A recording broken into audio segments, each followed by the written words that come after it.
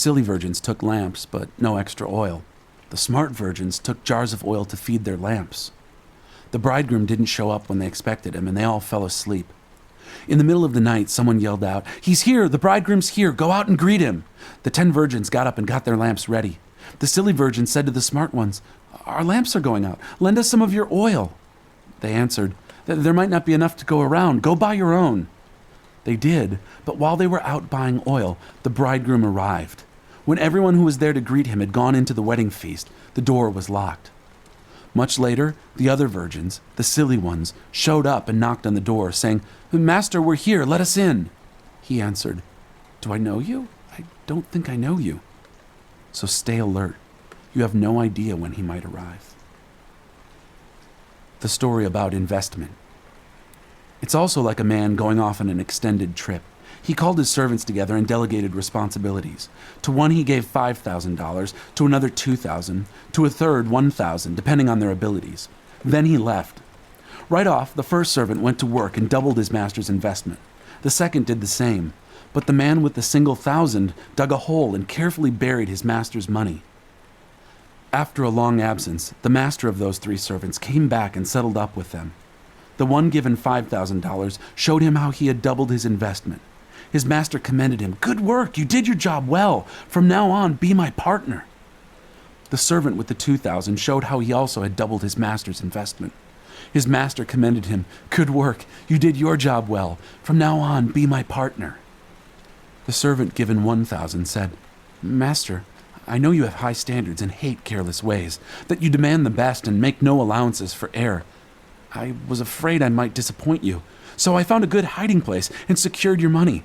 Here it is, safe and sound, down to the last cent." The master was furious. "That's a terrible way to live. It's criminal to live cautiously like that. If you knew I was after the best, why did you do less than the least? The least you could have done would have been to invest the sum with the bankers, where at least I would have gotten a little interest. Take the 1,000 and give it to the one who risked the most. And get rid of this play it safe who won't go out on a limb. Throw him out into utter darkness." The sheep and the goats. When he finally arrives, blazing in beauty and all his angels with him, the Son of Man will take his place on his glorious throne. Then all the nations will be arranged before him, and he will sort the people out, much as a shepherd sorts out sheep and goats, putting sheep to his right and goats to his left. Then the king will say to those on his right, "Enter, you who are blessed by my Father. Take what's coming to you in this kingdom. It's been ready for you since the world's foundation, and here's why. I was hungry, and you fed me. I was thirsty, and you gave me a drink. I was homeless, and you gave me a room. I was shivering, and you gave me clothes. I was sick, and you stopped to visit. I was in prison, and you came to me." Then those sheep are going to say, "Master, what are you talking about?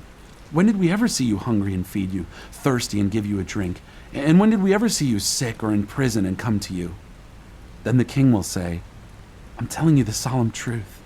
Whenever you did one of these things to someone overlooked or ignored, that was me. You did it to me."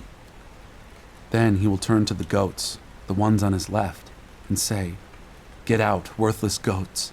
You're good for nothing but the fires of hell." And why? Because I was hungry, and you gave me no meal.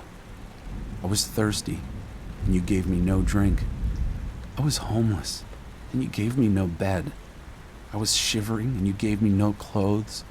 Sick and in prison, and you never visited.